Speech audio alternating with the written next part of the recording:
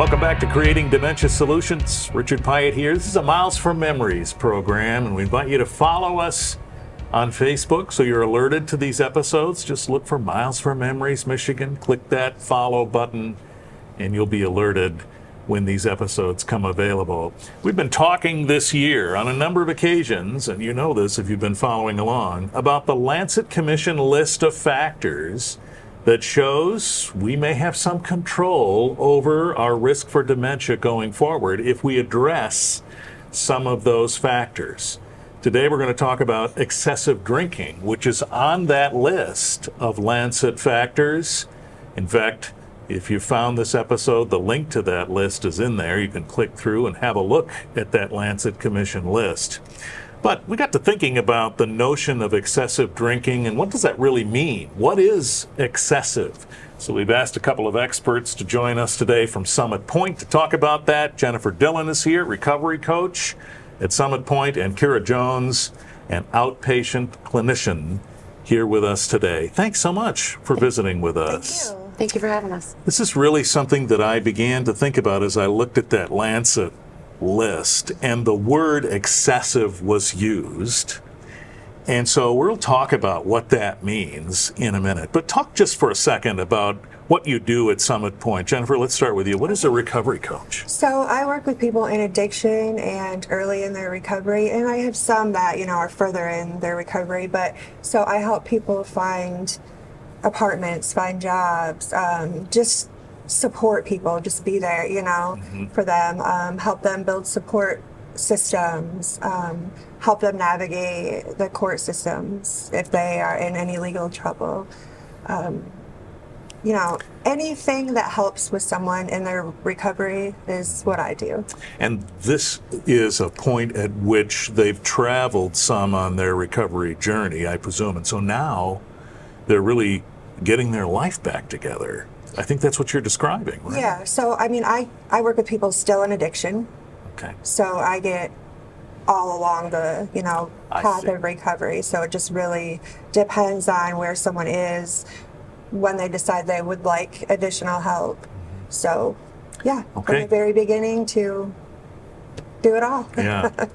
All right. Well, we're thankful that you do. Kira, what is an outpatient clinician, and what is your role as such? So I guess my training is I'm a what you would call clinical social worker.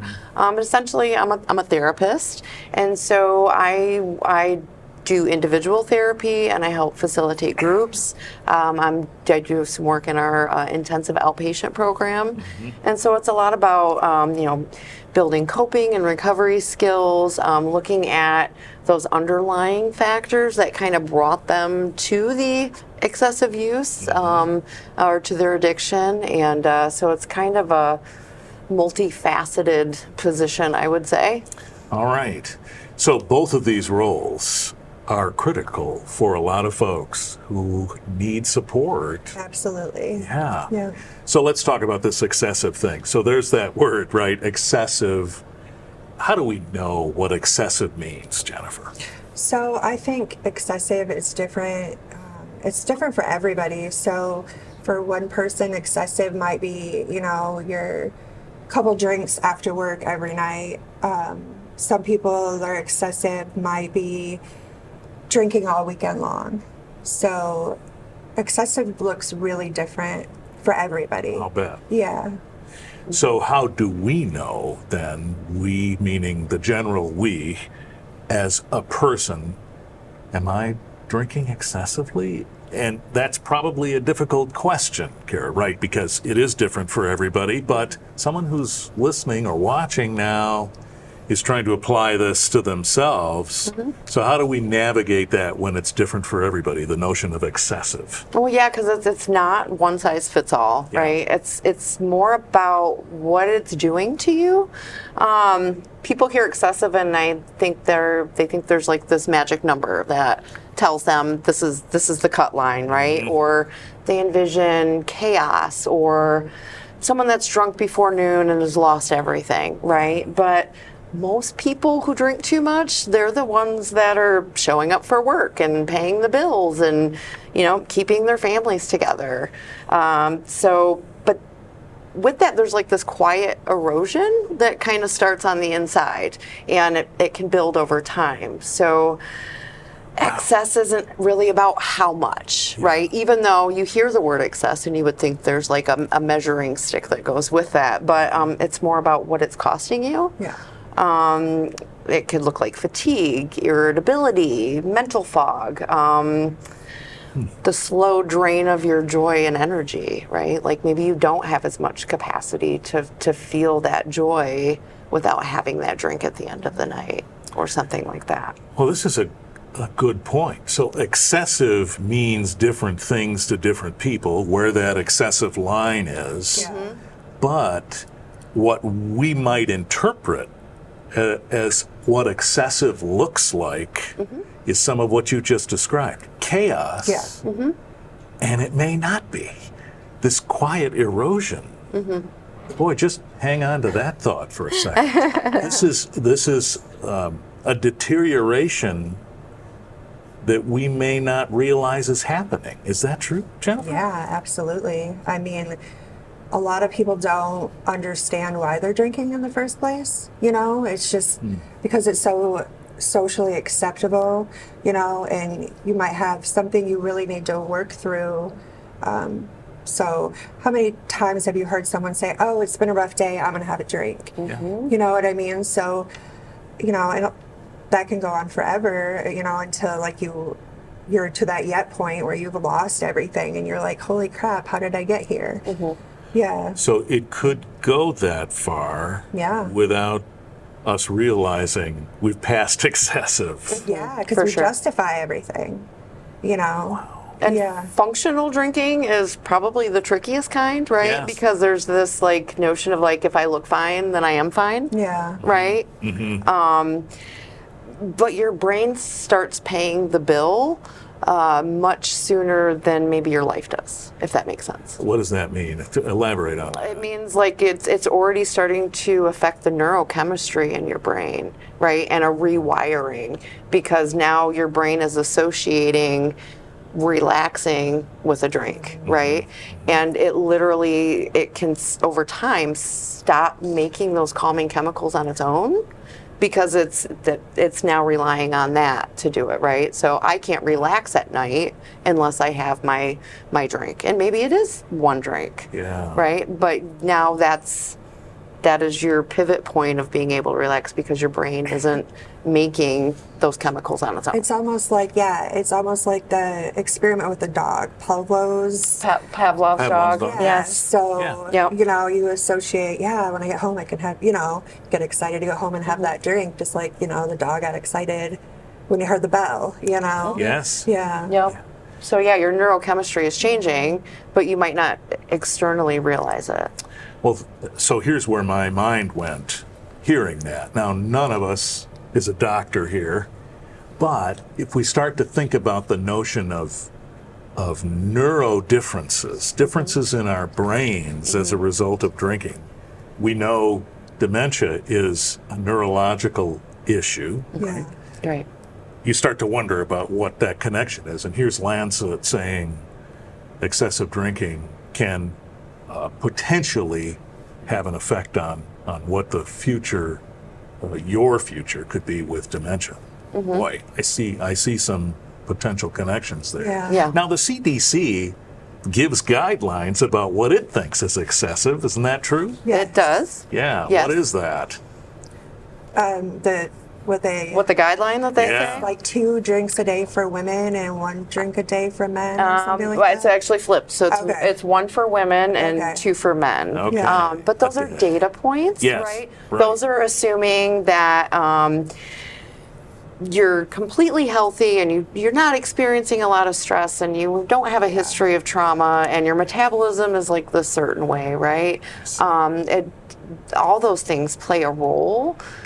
So again, those are data points, but how many people do we really know that aren't experiencing any stress or haven't Yeah. been through something in their life, or metabolism is like baseline the same as everybody else? Yeah. You know, if there's anything that I've come to realize, it is that it's very difficult to make generalized statements about most things. Yes. Indeed. So when we say 1 drink a day for women, 2 drinks a day for men is excessive.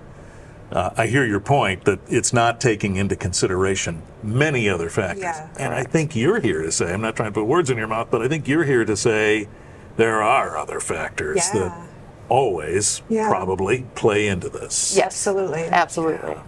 So you talked about the notion of high functioning. If we are high functioning, but we are drinking, are there indicators we might see that would begin to alert us to the notion that we've passed the threshold of excessive?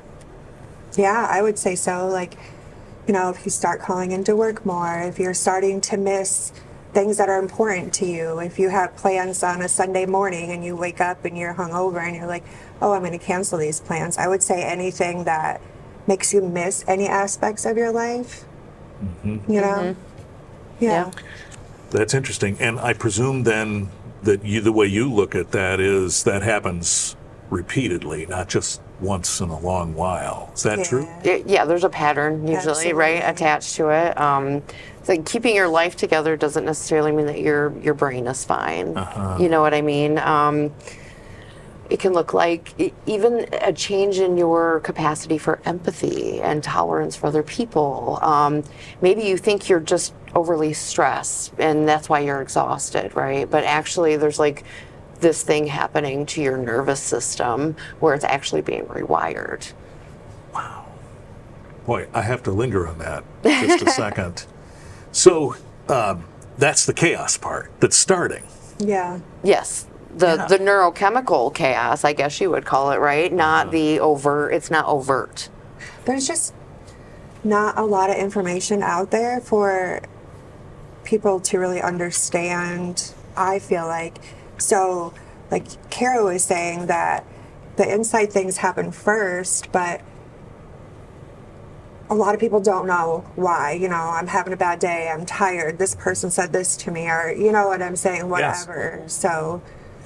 And those end up being triggers. Is that the can right be. word? Yeah. Yes, it can be. Yeah.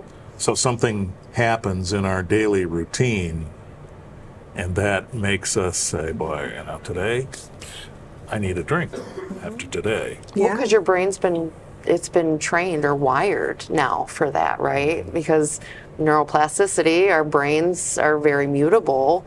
But, you know, the good thing with that is we can retrain it, but in that process, you're training it to like, that's what I need. That's your go-to. It's almost like an automatic action, right? And even before that part happens, there's the cultural thing, there's the, you know, all these different,